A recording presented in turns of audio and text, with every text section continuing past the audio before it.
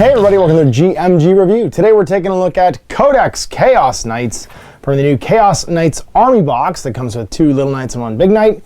The Knight Abominant, the new Psyker Knight, which was kindly sent to me as a complimentary review sample by Games Workshop, and includes this nice limited edition cover army book where my poor blue boys are having their Redemptor Dreadnought torn in half by the bigly new knight. It looks like a Rampager actually. So what do we got here? We got a full color 116 page codex, bringing the current Chaos Knight Codex, which was a little light, up to its full 9th edition glory. So it's 112 pages. Includes new knightly households for the baddies. House Lucaris, Herpetrex. Sorry, is that Herpetrex? Is that actually what that said? Hang on. No, really? Did it? Yep. House Herpetrex. That's... Yep. House Chimere. House Corvax, House Vextrix, and minor houses and stuff too. Full color section and nice pretty pictures of the new War Dogs. I do really like these variants of the Armigers. They're chaosified up with little like Avenger cannons, big melee loadouts. Havoc launched on the back. A little more Horus Heresy era, obviously, as they've all fallen to chaos, and with some cool accessories. So it's not just an accessory frame for Armigers. It's a full new frame, and 2 of these are included in the box that can make any of the variants in here. And you've got Brigands, Carnivores. What's the other one? Brigands, Carnivores. There's 4 of them. I can't read the name of the other ones. This one's a... Nope, something. And then the big new Knight Abominant with his, back full of vultures, which is pretty cool. Here's the one that they painted up with the cool horned helm that he then has on his tabard as well, of human skin. That's a lot of human skin. I don't know what that got peeled off of, but that's bigger than a person for sure. Some nice color section, and of course adding the Tyrant class big boys to the color section as well, with an Ectoplasm Decimator and Brimstone Volcano Cannon.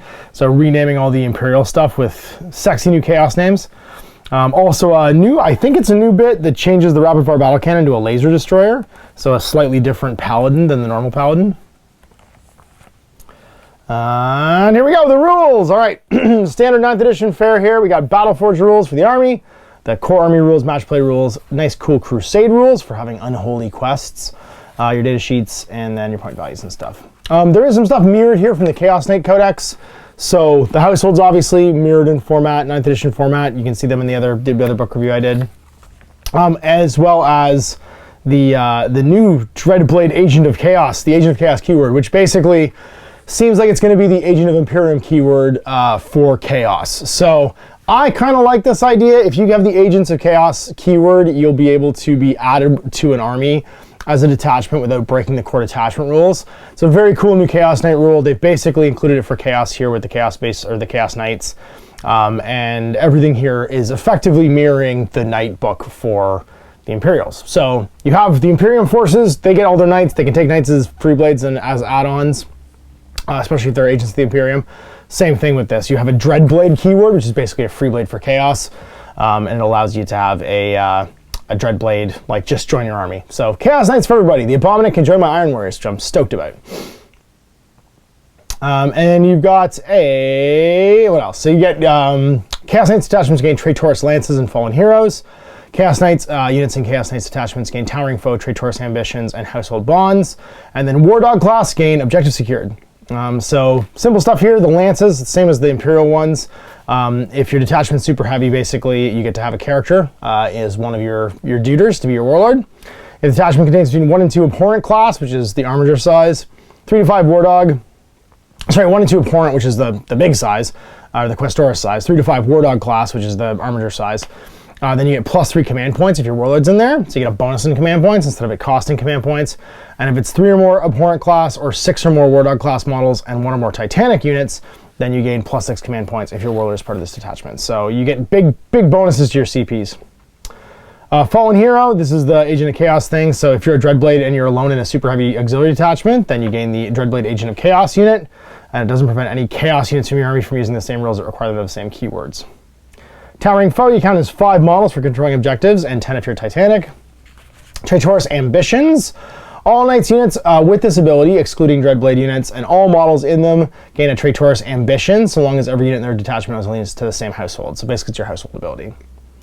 Detachments that have the Iconoclast household keyword, or every model in the detachment has the Infernal House keyword, and those are the two different, like, Iconoclast and Infernal are kind of like the Chaos version of Questoris and Mechanicum.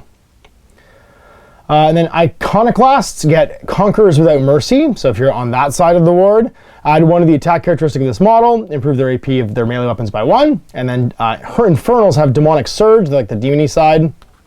In each of your command phases, each model with this Traitorous Ambition can use 1 Demonic Surge. If the model uses Demonic Surge, you must do one of the following. Either inflict a mortal wound on this model and roll 1d3 on the following table below to see what ability you get, or inflict d3 and then pick. So you can have plus remove for Demonic Hunger, Demonic Fortitude. Hey, basically you take a d3 damage and then you get Transhuman Physiology for your Knight, so 1 to 3 is always fail to wound. And then Demonic Power, select one weapon this model is equipped with. Each time an attack is made with that weapon, add 1 to its wound roll. So plus 1 to wound, plus remove, or Transhuman. So I think I know which one of these is slightly better. Plus 1 attacks is cool, but Transhuman Knights, when they take a wound, is even better. And then Household Bond. All Chaos Knights units with this ability and all the models in them gain a Household Bond, so long as their detachment gains at least 3 models, excluding Dreadblades. When you muster your army, every unit in their detachment, excluding Dreadblades, is from the same Dread household. So then you pick a Dread household. So if your Dread household does not have an associated ability, you must instead select a Fel Bond for them, as described on page 64-65. It's kind of like the Make Your Own Household one, and allows you to customize your own Dread household. If a detachment includes any Dreadblade units, you must select 1 Fel Bond for each of them. Each Dreadblade must have a unique Fel Bond, because they're all from different houses that you've sort of custom created. Dreaded abilities. Some abilities in this book are dreaded abilities. They have little skulls, which affect any models in your dread range. At the start of the battle, it says 12 inches, can be increased through certain rules. The effects of multiple identically named abilities are not cumulative. Note that while similar in many regards to aura abilities, dread abilities are not affected by abilities that affect aura abilities, and vice versa. So dreaded abilities affect units within range. It's 12 at the start of the battle, and if it affects an aura, it does not necessarily affect dread. All right, so dread households. Pretty much the usual sort of MO here for how a household is described and built. You got your ambitions, you got your bonds, and then you got your custom stratagem. I'm losing my mind here. And then your warlord trait and your relics. So we got, I think 6, 3 from each. There's 3 infernal and 3. Yeah, 3 infernal and 3 of the other ones. So Iconoclast ones first. These are the slightly less demony ones. Traitorous Ambition, Conquerors Without Mercy. Models gain the Conquerors Without Mercy Traitorous Ambition if every model has the Iconoclast household. So you get the one from the core thing. That'll be the same for Lucaris and the same for Chimere, and then Vextrix and Cometus and Corvax will all get the Infernal one. So they'll get the Demony Take Wounds to get stuff one. The Bond, Dauntless, plus 2 wounds to your War Dog class models and plus 4 to your Titanic models. Ooh.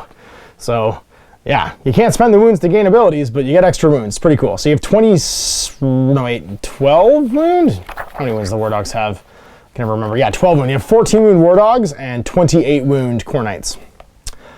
Their stratagems, Warping Presence. Use it in the end of the fight phase. Select 1 House Herpy Tracks. Model from your army. Roll 1d6 for each enemy unit within 6 of that model. On a 2 to 5, they take Mortal Herpy, and on a 6, they take d3 Mortal Herpes. Warlord trait, Bow to None. This warlord can ignore any and all modifiers to their characteristics profile. It's like any characteristic changes. Each time this warlord makes an attack, you can ignore any and all to hit modifiers, wound rolls, or damage rolls. And each time this warlord advances or declares a charge, ignore all modifiers. You just don't take modifiers ever for your stats, your rolls, anything. Your relic is the Crown of Jadathra, House Hexbrecht's Abhorrent or War Dog class model only. If you make a melee attack, then you're -1 to hit. So -1 to hit in melee, lots of extra wounds. You're basically the Nurgle house, and you never suffer modifiers, and you can give people herpes within 6. House Lucaris, they are a Iconoclast house, and they have virtue through strength. Each time they're selected to fight, reroll 1 hit roll or 1 wound roll. And then trample them for 1 CP. Using your movement phase, when a House Lucaris Titanic model from your army makes a normal move or advances, If you select an enemy movement that you moved across that excludes aircraft, roll a d6. Add 1 if they contain between 6 and 10. Add 2 if they contain 11 or more. On a 3 to 6, do d3. On a 7+, do d6 mortal wounds. And then warlord trait, strike first, strike often. Fight first in the fight phase for your warlord if they're in engagement. And then relic, serpent strike core. Select 1 demon breath melting gun, twin demon breath melting gun, demon breath spear, or demon breath thermal cannon. Counts the relic, delete its abilities, and you get +1 strength and +2 damage. So basically, you're always in half range for your melting guns, is effectively what that works out to. And you get +1 strength. Dread Household House Chimera, the Lost of the Iconoclasts. Your household bond is Rampant Cruelty. Each time a model of this bond makes an attack, if that attack is made against a unit that is below half strength, when this model makes a selected shoot or fight, add 1 to the wound roll. +1 to wound when people are already dying. Your strat is Fury of Searcher's Wake. Use it in your charge phase when a House Chimera model, if your enemy finishes a charge move. Select 1 enemy unit in your engagement range and roll 4 d6s. For each dice that equals or exceeds their toughness, takes a mortal wound. And 6s are 2 mortal wounds. If this model is a War Dog class, it costs 1, otherwise it costs 2. So you get like an impact hit. Your warlord traits Maddening Cries. While the enemy is within 9 of this warlord, at the start of each morale phase, it must make a dread test. If it's failed, then take a mortal wound. And then your relic is the Warp Fire Shield. You get a 5+ melee against, save against melee attacks, an invulnerable save. Each time a melee attack is made against the bear, on an unmodified saving throw of 6, they take a mortal wound to a max of 6. So you bounce back hits. Great for like wading into hordes where they're gonna, maybe have lots of Ren like Gene Steel or something like that, and then bounce back wounds. All right, one of the Infernals, House Vextrix. Each time a model of this bond is selected to shoot, you can reroll 1 hit roll, 1 wound roll, and resolving their model's attacks. So the shooty version of the melee guys. And they get the Surge. Interception Array, so they get transhuman. 1 CP, use a stratagem in your shooting phase when a House Vextrix model from your army is selected to shoot. Until the end of the phase, each time the model makes a ranged attack, you can ignore any or all hit rolls and ballistic skill modifiers. And then your warlord traits, Favor of the Dark Mechanicum. If this warlord is a War Dog class model, add 1 to its wounds. If this warlord is a Titanic model, add 2 to its wounds. At the start of each of your command phases, you get D3 wounds back. So built-in healing. That's actually really cool if you're going to be taking the... If you're making like a really resistant army, being able to have transhuman for taking wounds and then get wounds back, you would just always do it. So like, I got 2 extra wounds. I took D3 to be always wound me on a 4+, and then I got D3 back. And then your Heretic Power Core, add 2 to your move. Each time the bear makes a melee attack, unless the attack is made using the sweep profile, you get +1 damage. So your piercing strikes get +1 damage. All right, second to last, House Comentis. Also Infernal, your household bond is the Profane Symbiosis. Each time a model with this bond uses a Demonic Surge, you can choose to inflict a mortal wound, and you can, if you choose to inflict one mortal wound, you can reroll the D3 to see which one you get.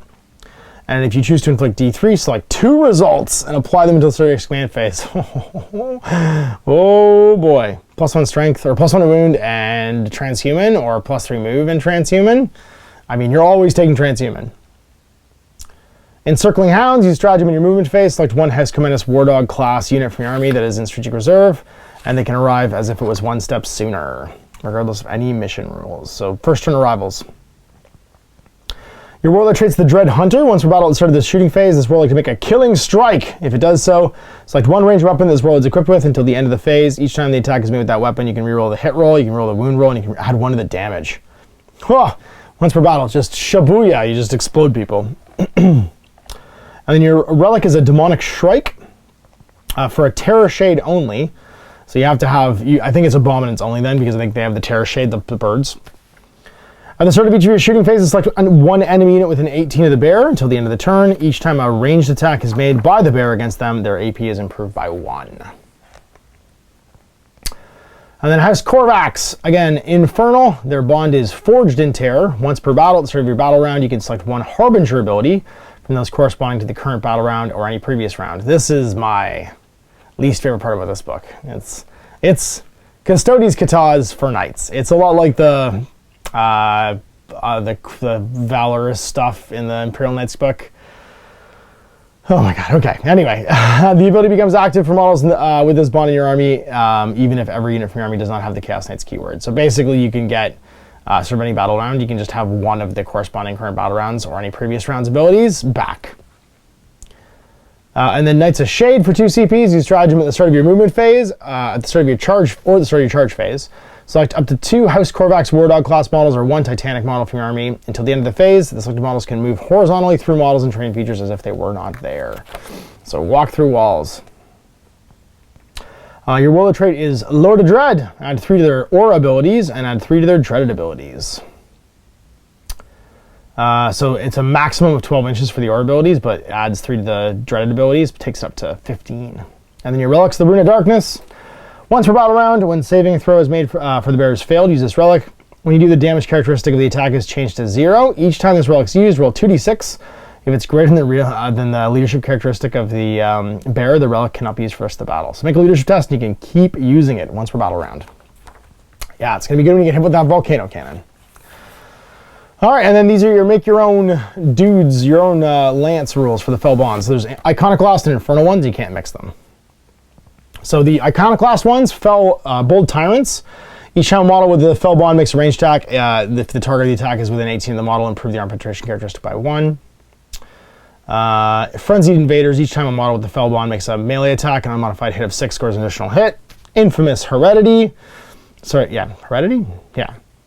Select one of the following Dread households, so basically one of the 3 Iconoclast ones, you get to be a baby version of them. It's the make your own sub-chapter rules for knights. Learned Idolaters. Each time an attack with an arm penetration of 1 is made against this Fel Bond, it's reduced to 0. Loping Predators in your shooting phase. Each time a model with this Fel Bond is selected to shoot, if it advanced this turn until the end of the shooting phase, it counts as being stationary, so you can run and shoot, which is cool. Precision Cruelty. Each time a model with this Fel Bond makes a ranged attack, unmodified wounds rolls of 6, improve the AP by 1, and add 1 to its damage. Oh, it's going to be tempting. +1, like 6s for extra AP and +1 damage, like with all the heavy stubbers and stuff that are out there, that's really good. And an unmodified wound roll of 6 wins almost anything in the game. So, yeah, it does win everything in the game. So, yeah, so just roll 6s, get extra AP, become damage 2. Prideful Wrath. Models of this Fel Bond whose characteristics can change have double the number of wounds remaining. So, House Griffith, basically, as a selectable, just have your whole Knight Lance get that for reasons. But it's not Infernal, unfortunately, so you can't have double wounds left and also always forced to wound. Worthy of Offerings. Each time a model with this Fel Bond makes an attack against a monster, vehicle, or character, add 1 to hit. And if the model with the Fel Bond has a Favor of the Dark Gods and destroys a monster, vehicle, or character model, and then at the end of the phase, its offers accepted, regardless how many marks it has on its tally. That comes up later. They're basically your like chapter staff for Space Marines. You can spend extra points to give them marks. When they get marks, depending on how big they are, the number of wounds they can do, will unlock additional abilities on top of the mark. All right, Infernal Household. We got the Fel Bonds for them. Bound Vassals. Select one of the houses that are Infernal. Make them bound to that. So it's the make your own sub-chapter, Space Marine chapter thing. Dark Forging. Add 4 to the range of their ranged weapons. Add 1 to the strength and damage of any Diabolus Heavy Stubbers. And then each time a model with a Fel Bond selects a target for the Diabolus Heavy Stubber, they can't be lookout served against. So you get really good shooting with your little guns. Merciless Tormentors. Each time they fall back, each time a model with this Fel Bond makes a ranged attack, if the target attacks with an 18, reroll hit rolls a 1, so up close. Good shooting. Geist of Ruin. Each time a ranged attack is made with a model with this Fel Bond, if the attacker is more than 18 away, they get light cover. So they're spooky and hard to see. And then Hellforged Construction. Each time an attack with a strength characteristic of 7 or less is allocated to a model with this Fel Bond, subtract 1 from its damage. So, sorry, autocannons. Biomechanical Fusion. If a Dreadblade model has this Fel Bond, that model gains the Demonic Surge, so you get to become Infernal. Each time a model with this Fel Bond, excluding Dreadblade models, suffers a mortal wound while using the Demonic Surge Traitorous Ambition. Roll a d6 on a 4+, the wound's not lost. So if you're the Dreadblade, you can do the Demonic Surge. If you're not a Dreadblade, then you get a 4+ wound shrug against mortals. Unhallowed Inscriptions. Each time a model with this Fel Bond loses a wound as a result of a mortal wound, unless that mortal wound was inflicted by Demonic Surge, then roll a d6 and a 5+ not lost, and add 1 to deny the witch tests for Psychers with this Fel Bond. And then Warp Vision. Each time an attack is made by a model with this Fel Bond, you don't get light cover. So again, you can mix and match these, right, with your Dreadblades, which is cool. All right, stratagems. They're all pretty much dark mirrors of the ones from the the Imperial Knights Codex, which I didn't really go through because they're just kind of the old ones. But you get a lot of the same stuff as before. So like break their lines, using the fight phase when you make when one of your models is selected to fight. If they're an Iconoclast, until the end of the phase, each time the model makes an attack, if the model has made a charge move this turn, add one of their attacks to hit roll. You get shock assault basically, but to hit. The Space Marine one, whatever this, or the Space Wolf one, whatever the Space Wolf one is, for 1 CP. And they are broken down, some of them, between Iconoclast and Infernal. So like that's an Iconoclast one, the Infernals can't do that. Hungry for Combat for 2, it's a War Dog one, so this is new. Select 1 enemy unit from your armies at the start of the fight phase. Until the end of the phase, each time a War Dog class model makes a melee attack against them on a modified hit roll of 6 auto wounds. So you pick them out to be attacked. Pack Hunters, again for War Dogs, select 1 enemy units with an engagement range of 2 or more War Dogs. Each time, until the end of the phase, add one of the attack characteristics for each War Dog class model from your army that started the phase in engagement range of that enemy unit. Skies of Fire. Use a stratagem in the shooting phase when a War Dog class model from your army is selected to shoot until the end of the phase. Each time they make an attack against an aircraft, you get +1 to hit. Murder Bliss. So this is a mark-based one. Use this in the fight phase when a Chaos Knight's Slanesh model from your army is selected to fight. If that model is in engagement range of 1 or more enemy units that contain 6 or more models. Until the end of the phase, add 1 to their attack characteristic. And if it's 11 or more, you add 2. Tormented Wrath, again a War Dog one. Using the shooting phase, select 1 enemy unit in your opponent's army. Till the end of the phase, each time a War Dog model from your army makes a ranged attack against them, a modified roll of 6 gets an additional hit. Crushed like Vermin, using the fight phase when a Titanic class Knight model selected to fight. Until the end of the fight phase, each time they make a melee attack with their Titanic feat, you subtract 1 from the hit roll. And if the attack successfully hits, unless they're a monster or vehicle, you take 2 mortal wounds and the attack sequence ends. So basically, you skip going to wounding and saving. You just do mortal wounds at -1 to hit. So pretty cool for crushing little guys that your damage 2 feet would normally waste a damage on. It doesn't seem that useful, but it's if you're using like the Rampager, the Gallant version that's on 2s anyway, you can attack, you'd be -1 to hit, so hit on 3s, have one of the skills that lets you reroll 1s to hit, and then just explode with 8 mortal wounds the people underneath you. You can have +1 attack to do 10 mortal wounds just to the dudes underneath you, and then, like for instance, you know, a bunch of 1 wound models that would normally ignore the second wound would actually lose 10 guys instead. So it has a reason to be used. Vengeful Casts for 2. Use a stratagem in the fight phase when a Chaos Knight model from your army is selected to fight till the end of the phase. If they're making an attack against Imperial Knights, you get +1 to wound. Trail of Destruction. Using the shooting phase when a Chaos Knight model from your army is selected to shoot. Or in the fight phase when it's selected to fight until the end of the phase. Each time that model makes an attack, if the target's within range of an objective, reroll hit to 1. Unyielding Rage. Use it in the fight phase when a Chaos Knight model from your army is selected to be the target of an attack until the end of the phase. Each time the attack is allocated to that model, subtract 1 from its damage. That's not cumulative to any other rules that reduce damage. If it's a War Dog, it costs 1, otherwise it costs 2. So -1 damage, pretty cool. Titanic Duel. Use a stratagem in the fight phase when a Chaos Knight's model is selected to fight. Select 1 enemy Titanic unit within engagement range of the model. You and your opponent secretly choose a number between 1 and 3, like just putting a d6 with a number under your hand. Then reveal your choice simultaneously. If they differ until the end of the phase, add the number you chose to the attack characteristic of your Chaos Knight's model. But melee attacks made by that model can only target Titanic units. Beseech the Dark Gods. Use a stratagem when a Chaos Knight's Pantheon Undivided model from your army is destroyed, but doesn't explode. Roll a d6 at the end of the phase, and on a 4+, set the model back up with 3 runes remaining as close as possible to where it was destroyed, not in engagement range. If it's War Dog, costs 1, otherwise it costs 2, and it can be used once per battle. So just die, come back with your biggest guy. 1 or 2 for Abominable Constitution. Using your command phase, select 1 Chaos Knight's Nurgle model from your army until the start of your next command phase. The model is considered to have its full wounds remaining. If it's a War Dog class, it's 1, otherwise it costs 2. Doom and Despair for 2. Use stratagem in the 3rd, 4th, or 5th battle round. Select 1 Harbinger ability from the big table that comes later.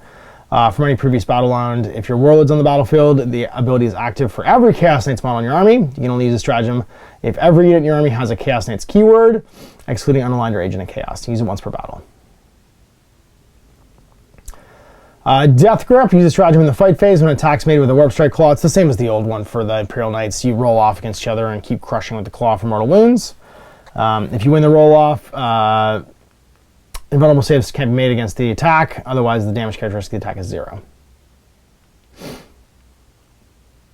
It's slightly different now. Use the stratagem in the fight phase when an attack is made with a Warp Strike Claw or Slaughter Claw, so the old Thunder Strike Gauntlet. Before any saving throw is taken against the attack, both players roll off. If the strength characteristic of this Chaos Knight's model is greater than that of the model the attack has been allocated to, add 1 to the result. If you win the roll off, invulnerable saving throws can't be taken against the attack, otherwise it's reduced to damage 0 because he fights the way out of his hand. Spiteful Demise. Use stratagem when a Chaos Knight's model from your army is destroyed. Do not roll to see if the model explodes. It does so automatically. If that model is a Tyrant class model, roll 1d6 on a 4+. The range of the explosion is 3d6. If the model is War Dog, it costs 1. If it's Abhorrent class, it costs 2. Otherwise, it costs 3 for Titanic. You only use it once. All right, chosen by the gods. Use stratagem before the battle when you're mustering your army. Select 1 Chaos Knight's model from your army that does not have a favor of the Dark God, and then give them one of the following keywords: Khorne, Tzeentch, Nurgle, Slash, or the Pantheon Undivided. A Khorne Knight Abominate loses the Psyker keyword and cannot manifest psychic powers, but its weapon skill characteristic is improved by 1, and its attacks is improved by 1. You only use this stratagem once unless you're playing a Strike Force battle, in which case you use it twice. So you can just buy keywords for people if you don't want to pay the points for them. Corrupted Heirlooms, extra relics. You can buy up to 2 in a Strike Force, 1 in a regular game, and 3 in an Onslaught.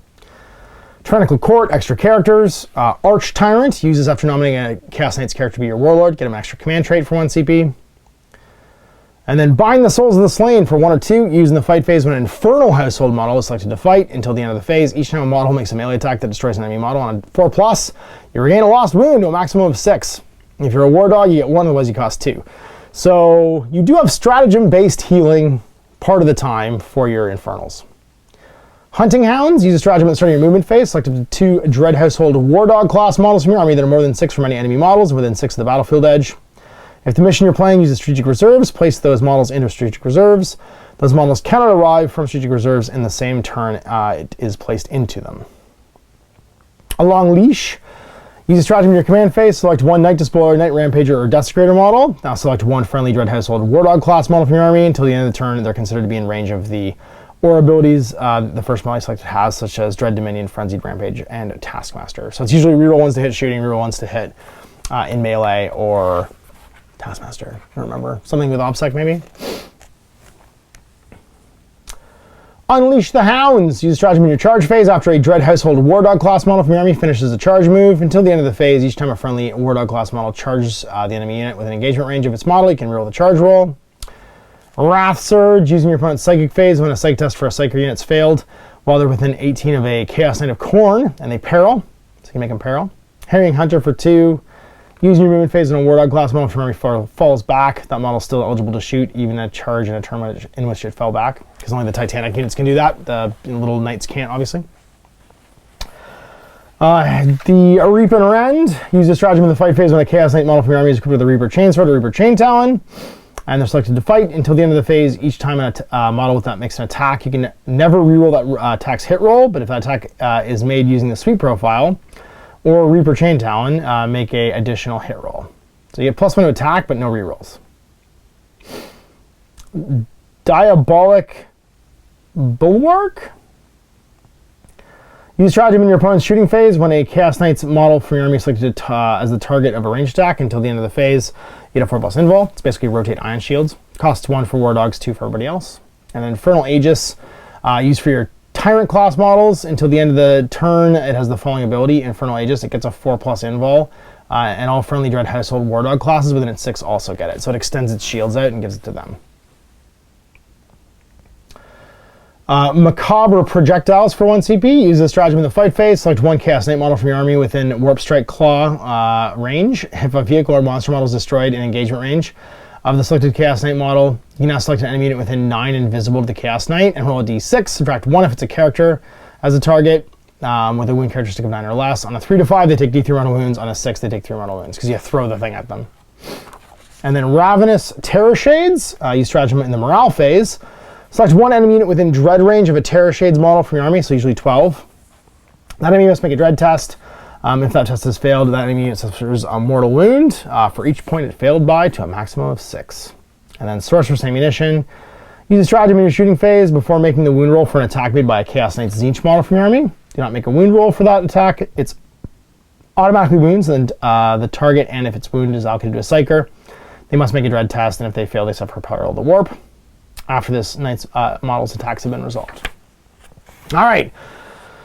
Favor of the Dark Gods. So you can buy any model Favor of the Dark Gods. It costs lots of points based on how big they are. And then you have to kill a number of wounds with the guys to activate the power.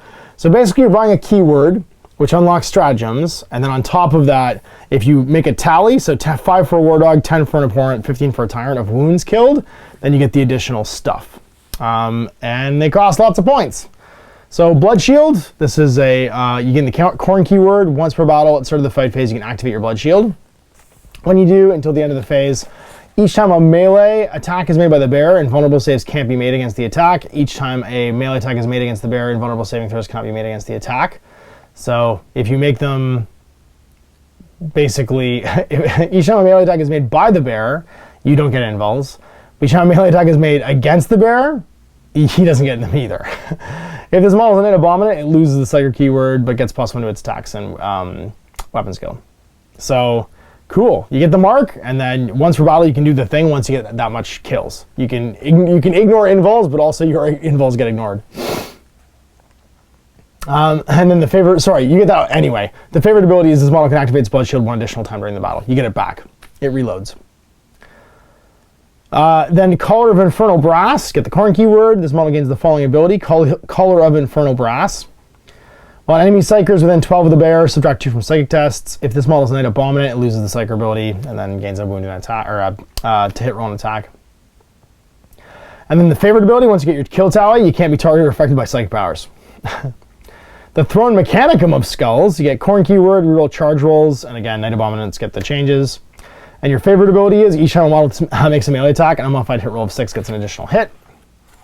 A Pyrothorn, you become Tzeentch. If this model is not a Knight Abominate, it gains the Psyker keyword and can attempt to manifest 1 psychic power and deny 1. It knows Smite and 1 power from the Warpstorm discipline. If it is a Knight Abominate, it knows an additional psychic power and it can attempt to manifest 1 more. And then favorite ability, in each of your psychic phases, you can reroll 1 psychic test for the model. The Cursed Rune of Fate, gain a Tzeentch keyword. Each time a range attack is made against the bear, on an unmodified saving throw of 6, the attacking model's unit suffers a mortal wound, up to 6.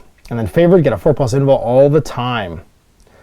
The Mirror of Fates, you get the Tzeentch keyword. While this model's in the battlefield, each time your opponent spends a command point on a 5+, you get 1. And then favorite ability, once per battle round, after making a hit roll, wound roll, or saving throw for this model can use the Mirror of Fates. If it does, you can change the result of the roll to a 6. So an auto 6. The Putrid Carapace for Nurgle, become Nurgle. Each time a damage characteristic of 1 is allocated to the model, add 1 to your saving throw. So damage 1 things, you get +1 save. And then favored, you get +1 toughness. Toughness 9 Knight. That one's pretty good. Now nobody can have the same one more than once, so bear that in mind. But you could give a War Dog unit, I think. Only 1 War Dog class model in each unit can be given a Favor of the Dark Gods. Never mind, you can't give them all the same one.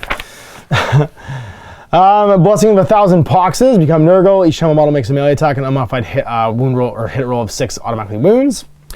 Each time this model makes a ranged attack, an unmodified roll of 6 automatically wounds the target if you are favored. So hits and wounds of 6. There you go. In melee and then in shooting too. Aura of Corruption, become Nurgle. You get the following: Corruption of the Body, Aura. While a enemy's within 6, they're -1 strength. And then favorite ability, this model has the following ability: Corruption of the Soul. While you're within 6 of this model, you're -1 toughness. Slaanesh is a Quicksilver Throne. This model can do heroic interventions as if it was a character, even if it's not. And at the start of the fight phase, if it's within engagement, it can fight first. The favorite ability is each time they make a power and consolidation move, they go D3 +3 instead of 3. Beguiling Majesty, gain Slaanesh. Each time a melee attack is made against the model, subtract 1 from its hit roll and subtract 1 from the attack's wound roll. And then favorite ability, Beguiling Majesty Aura. While enemies within 6, subtract 1 from their attack characteristic. Subjugator Machine Spirit, you get the Slaanesh keyword.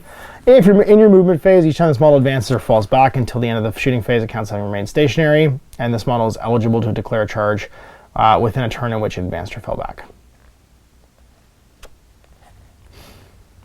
Mark of the Dread Knight. This model gains the Pantheon Undivided keyword. Each time this model would lose a wound, roll a d6. On a 6, that wound is not lost. It's pretty cool. 6+ wound shrug. And then favorite ability, you go up to a 5+ to a wound shrug. A Warpborn Stalker. You gain the Pantheon Undivided keyword. During deployment, you can set up this model in the warp instead of setting it up on the battlefield. If this model is a War Dog class model, any other models in its unit are set up as if they were a separate unit. If you do so, then during the reinforcement step of your movement phase, you can set this unit up anywhere in the battlefield that is more than 9 from any enemy models. And then favorite ability, once per battle. At the start of your movement phase, you can remove this model from the battlefield, and then during the reinforcement step of your next movement phase, you can set them up anywhere in the battlefield more than 9 from the enemy. Blessing of the Dark Master, Pantheon Undivided. Each time an attack is made against this model, your opponent cannot reroll the hit roll, wound roll, or damage roll. And then your favorite ability, when someone attacks you, an unmodified hit roll of 1 to 3 always fails. So, neat abilities. Definitely, like, I don't know. The core ones are cool enough. They all have certain wombo combo abilities. They seem cool.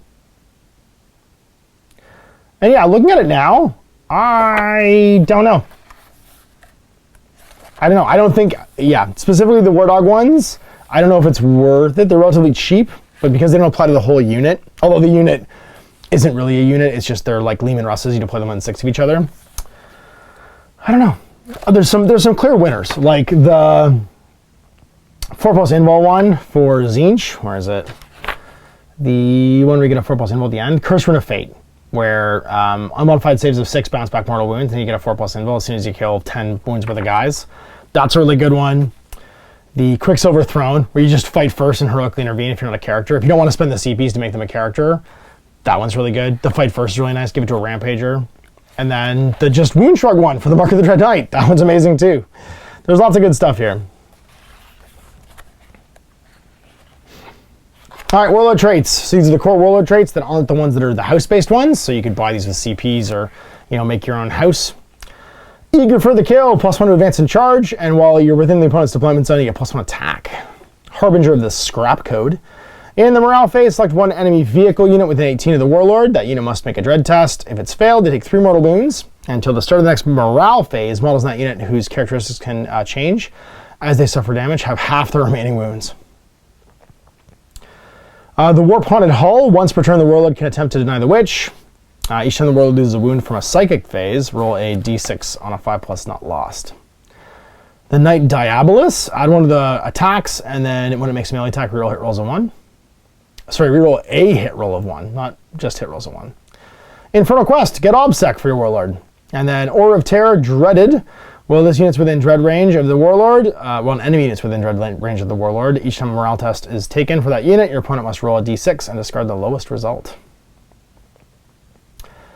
All right, the Warp Storm Discipline. So you do have Psychers and ways to make Psychers now. This is kind of what the Chaos Knights got. The Imperial Knights got like a pseudo priest, basically, kind of a pseudo chaplain, versus the Chaos Knights getting like a Psycher.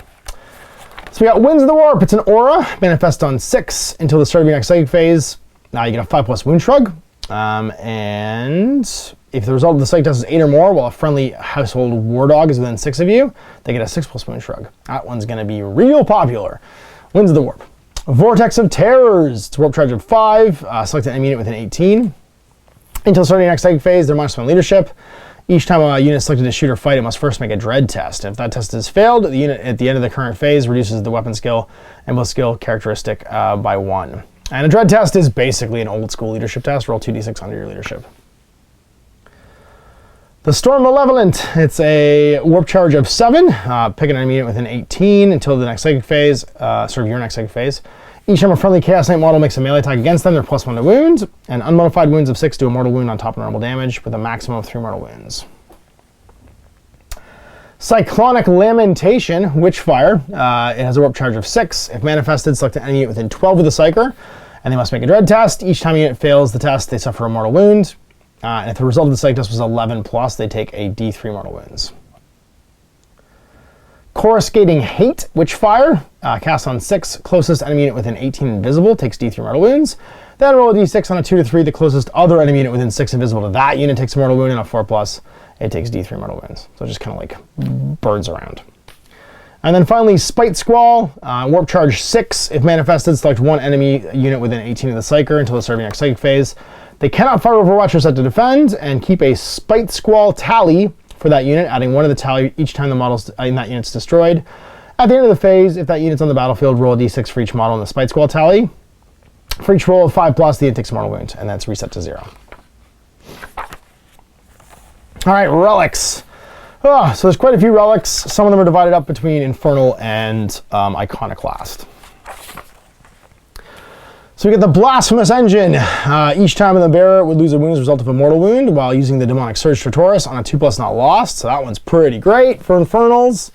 You can get transhuman and then on a 2+ not take the wounds. The Veil of Medregard, the Iconoclast or Iconoclast War Dogs. The bearer has a 4+ invulnerable against ranged and 6+ against melee. Helm of Warp Sight, you can ignore all hit roll ballistic skill modifiers, and you don't get cover, and it's for Abhorrent or War Dog class. No Tyrant class stuff so far. The Diamonus, it's a Desecrator Laser Destructor only. It's heavy 3 instead of 2, strength 16 instead of 9, -5 D3 +6 damage. That is a great long-range murder gun. That is a absolute Titan kill right there. It's going to average 18, like 20 wounds. Sorry, it has a minimum damage if it hits and wounds with everything at 16 -5. That unless the target has invulnerable save, it's going to do 18. It's going to do 21 wounds. It basically auto kills a Baneblade. The Teeth That Hunger. Actually, sorry, it doesn't auto kill Baneblade. It really. I think they have 30 wounds. It messes up a Baneblade. Teeth That Hunger for a Reaper Chainsword. It changes your stats to +8 -4 6 or +2 -3 2, and you still make 3 hits for each one for a sweep. So better sweep attack. The Rune of Nactigra for a Dreadblade model only. When you select this relic, select one Fel Bond that no other model in the army has, and they get that Fel Bond edition. So double Fel Bonds for your Dreadblade. Very worthwhile. The Tyrant's Banner for Abhorrent class only. Add 3 to your aura abilities. At the start of the command phase, roll a d6. On a 5+, you gain a command point. And the limit of gaining or refunding command points does not apply to any command points gained by this relic. That's pretty cool. Bound Varadian Psychogeist for an Abhorrent or War Dog. Each time the bearer makes an attack, an unmodified roll of 6 improves the AP by 2. And each time the bearer is selected to shoot or fight, you can reroll 1 damage die. The Traitor's Mark. The bearer has the following abilities. Traitor Mark, dreaded. While an enemy unit's within dread range of the bearer, your opponent cannot select that unit to use the Insane Bravery rule, or they can use any rule that allows them to reroll a morale test. And once per battle, at the start of any battle round after the first, and that you've selected a Harbinger ability to be active for your army, you can select one other Harbinger ability. And it's active for the rest of the battle. And this does not affect the Harbinger ability you can be selected for this battle round. You've got a Relic Thunderstrike, the Gauntlet of Ascension.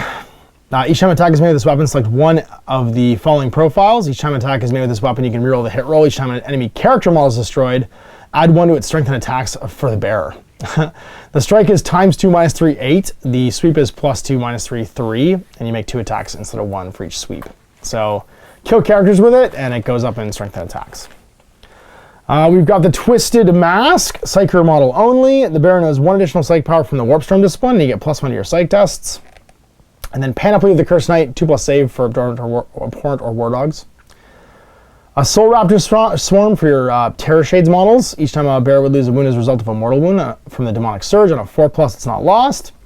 And the bearer has the following abilities. Soul Raptor, dreaded. While the enemy is within dread range of the bearer, each time a model flees from the battlefield, or from that unit, the bearer regains a lost wound. So they feed on your fear. And then the Helm of Dogs for War Dogs only. +1 attacks, and the bearer has the following ability. Helm of Dogs, while a friendly War Dog class model is within 6 of the bearer. Each time a model makes an attack, reroll wound rolls a 1. All right, so we've got our chapter approved. Your little like secondary abilities that you can take. Now there are 1, 2, 3, 4 of them, and they are basically you can take one of these if you want to replace one of the ones in the battle pack for the chapter approved. So you can't do them all anymore, but you could pick one. Fitting Challenge is one of them. Basically, it's the same as the Imperial Knights one. You pick your opponent's Warlord, and then its 2 most expensive units, and you're trying to kill them based on different things. So like when you kill them at the end of each battle round, you must identify which 3 units are it's not your Warlord this time, it's just which are the 3 most expensive units in your opponent's army. And if 2 are tied, you can pick. If your opponent's army has 3 or fewer units, then you must identify all the units in your opponent's army. a unit's point cost includes the points of all weapons and wargear it's equipped with, and it splits into smaller units. All of those separate units must be destroyed before you count as having them the objective. At the end of the battle, you score a number of victory points for each of the identified units that was destroyed during the battle. And then when you killed them. And then, yeah, so at the end of each battle round, sorry. So battle round 1, if you killed one, it's worth 6. Battle round 2, if you killed one, it's worth 5. 3, it's worth 4. 4, it's worth 3. 5, it's worth 2.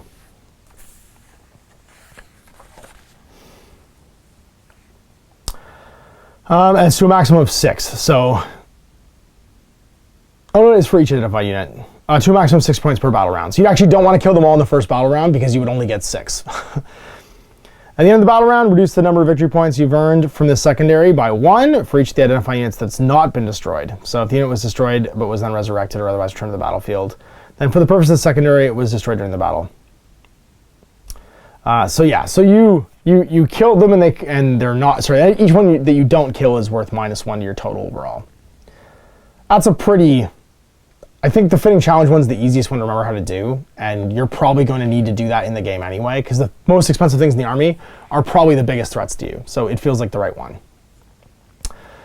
No Mercy, No Respite. It's progressive. Score 1 VP at the end of the battle round for each of the following conditions that were satisfied during that battle round. One or more enemy units was destroyed by a Chaos Knight model from your army while that Chaos Knight was wholly within your deployment zone. One or more enemy units was destroyed by a Chaos Knight model while that Chaos Knight's model was more than 3 away from either player's deployment zone. And one or more enemy units was destroyed by a Chaos Knight's model from your army that was wholly within your opponent's deployment zone. So you're trying to be close, near, far, right? And you'll get 3 victory points per round, which could cap at 15 if you get to all 5. It's not a bad one, but it means you have to spread out. And also each of them has to kill something. Battlefield Supremacy, Ruthless Tyranny. If you select this objective at the end of your turn, you can score victory points as follows to a maximum of 4. Score 2 if you control half or more of the total number of objective markers in the battlefield and one or more Chaos Knights models from your army is within range of each of those. Score 1 if half more of the total number of objectives in the battle are within dread range of one or more Chaos Knights from your army. That's much easier to do. And score 1 if every objective marker on the battlefield is within dread range of one or more Chaos Knights in your army. So all you gotta do is walk near them to score 2 per round, and then score 2 or more if you control half of them. So you get 4 per round. That one feels like it's going to be more popular than Fitting Challenge or Path of Destruction because it's non-interactive except for having to stand near stuff and then drive things off objectives, which just feels easy to do. And then finally, Shadow Operations. If you select this objective, then Chaos Knights from your army can attempt the following action. Storm of Darkness. 1 Chaos Knight unit from your army can start to perform this action at the end of the morale phase if it is in range of an objective marker that has not already been cursed by your army. So it's an action at the end of the morale phase. A unit cannot start this action while there are any enemy units, excluding aircraft, in range of the objective. The action is completed at the end of your next psychic phase, provided the unit performing it still within range of the same objective. If completed, the objective marker is said to have been cursed by your army until the end of the battle, while a non-chaos units within 6 of the objective subtract 1 from their leadership. Score 3 VPs for cursing it. So, again, fairly easy to do. You have to get there, push someone off. At the end of your turn, you start the action. Then you have to survive your whole opponent's turn, and then start your psychic phase, you have to still be there to curse it. So you're not really losing anything because it's all taking place during your opponent's half of the turn, as long as you don't leave and you continue to like fight people off there, and then it's 3 VPs. But to get to 15, there had to be 5 objectives on the table, and you have to do it 5 times. So it's maybe not as easy as, for instance, just standing next to stuff and having it in your dread range. I mean, every objective marker being within dread range of something isn't the easiest, but if it's like a 3 objective game, it gets a lot easier. All right, Crusade Rules. You have all your vows and you're trying to get to damnation and follow into the different circles of chaos, the 8 circles of chaos, and become more and more damned. You make pacts with demons. It's very like iconic. Playing with a small number of models like a Chaos Knight army in a Crusade can be a lot of fun. And of course you get all your different requisitions and stuff to go with it too. All right, data sheets. So the Dread Household keyword and the Questor Traitoris keyword, which is basically your house and your affiliation if you're Iconoclast or a Infernal. Then you have the Chaos Knight. I like this, the proviso for Chaos Knights miniatures. Some Chaos Knights data sheets in this section are based on the chassis of Imperial Knights. And to build some variants of Chaos Knights, you'll need Imperial Knight kits. To build a War Dog Executioner or War Dog Huntsman, you'll need the Armiger Helverins or Warglaves. To build a Knight Despoiler, you need an Imperial Knight Warden kit. To build a Knight Tyrant, you need the Knight Castellan or Knight Valiant kit. And then your core rules: Ion Shields, 5+ invul against shooting. Super Heavy Walker, you can declare a charge and fall back if you made a normal move, and you can advance over top of stuff. And then War Dog Squadron, you set up them all initially within 6 of each other, and then they can walk apart afterwards. Dread Test, if it exceeds the highest leadership in the unit, then it's failed, otherwise it's passed. It's an old school leadership test. And then they reprint the Dread abilities. All right, that's my least favorite part, Harbingers of Dread. Okay. If every unit in your army has the Chaos Knights keyword, excluding those that are underlined or Agents of the Chaos, then depending upon the battle round, you gain a Harbinger ability. You always start with Doom in the middle on turn 1. So Dread Host. 1 enemy units within Dread range, they're -1 leadership, and when they make a combat attrition test, they're -1. And then rounds 2, you can do any of these, but you gotta follow the path you pick. So you can stay going down Doom, you can go left or right, and then once you get to battle round 5, you can go back to Doom. You can select the Despair abilities. You selected Doom or Despair in the previous battle round. You can select this Darkness ability. So basically, you can keep going down here, and then you can go left or go right. But you can never have these ones both be active, right? You're going to do Despair, you're going to do Darkness. So if you go Doom all the way down, first it's -1 leadership and -1 combat attrition. Then it's +3 to your Dread range. Then it's Mortal Terror while enemies within Dread range of this model. Each time the unit fails a morale test, add 1 of the combat numbers that flee. And if the result of the morale test is twice as high as the highest leadership characteristic in the unit, then D3 additional models flee. So your initial runaway gets bigger. And then Wailing Geists while enemies within Dread range are -2 leadership. And then Horror from the Warp. Combat attrition tests taken for the unit are within Dread range are -1. And unmodified rolls of 1 or 2 models, rolls of 1, 2 models flee instead of 1. So make people run away mostly. If you switch over to Despair at any point, you can switch back at 5, but you have to stay down Despair. While an enemy unit's within Dread range of the model, if that enemy unit has any aura abilities, subtract 3 from the range. If that enemy unit has any abilities that are used in the command phase, subtract 3 from the range of those abilities. Empiric Fugue, while an enemy unit's within Dread range of this model, each time the enemy unit wishes to start performing an action, if they must first pass a Dread test, and if they don't, then they can't do it. That one actually is pretty valuable. And so the morale phase, if that unit's currently performing an action, it must make a Dread test. If that test has failed, they currently fail. Paralyzing Insanity, while enemy units within Dread range of this model, if that unit has Obsect, it loses that ability. So all your big guys have Obsect. In the current meta, I don't see anyone not going over like Doom, Empiric Fugue, Paralyzing Insanity, back to Horrors of the Warp. Like, yeah. Your actions fail and lose Obsec. Big deal for Despair. Darkness has a Geist Storm. While enemy units within Dread range of this model, each time they want to shoot with, each time they wish to declare a charge, it must first make a Dread test. If it's passed, they can select the target it shoots, attacks, or declares a charge against normally. Otherwise, until the end of the phase, they cannot make ranged attacks unless the target's the close eligible target. And if the enemy has declared a charge against a Chaos unit, then the roll is halved because they get scared. Then Pall of Darkness, each time a ranged attack is made against the bear, against this model, if the attack is more than 12 away, subtract 1 from the target's hit roll, attack's hit roll. So that one doesn't need Dread range, you just must want to hit on turn 3. And then Veil of Shadows, each time a melee attack is made against this model, subtract 1 from the attack's hit roll. So, kind of like straight up good, but for objective play, Empiric Fugue and Paralyzing Insanity down to Horrors of the Warp are probably the way to go. I think what's going to end up happening is players are going to pick one way of doing things and then just always do it that way. That's what I'm going to do. It's just going to be bam, bam, bam, bam, bam. Every time, never think about it. But again, it's just another layer of kind of psychic load. It's a bit like the Kataz. It's the same as the Imperial Knights honor system. It seems like a very popular thing in 9th edition to just add another level of like kind of, I don't want to call it minutia tracking. This one's not as bad as the Knights one because the Imperial Knights have to track an up or down score of how valorous they're being. This one, it's just like, you get a thing in a row. It's more like the Necron's protocols. So I don't mind it as much, but it's still another thing to keep track of over the course of the game that isn't the things on the table walking around. And that's getting heavy for me. So the War Dog Executioner, you'll see the core stats are pretty much the same across all these. 12-inch move, 3+3+, strength 6, toughness 7, 12 wounds, 4 attacks, leadership 8, and a 3+ save. They get the 5+ in against shooting. So the weapons haven't changed too much. Melt-A-Gun's a Melt-A-Gun. Heavy Stubbers are heavy 4, strength 5, AP 0, and damage 1. The War Dog Autocannon's the same as the Armiger Helverins. The Stalker has an Avenger Chain Cannon, that's new, Assault 12, 6 -2, 1 damage, and a Havoc Missile Launcher, heavy D6, strength 5, AP 0, 1 damage with Blast. The Slaughter Claw's cool, times 2, -3, D3 +3, so it's got 4 attacks at strength 12.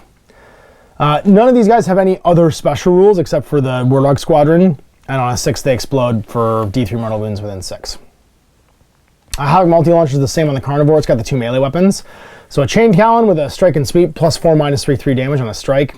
2 attacks each, so 10 attacks on the Carnivore at strength 6, -3, 1 damage.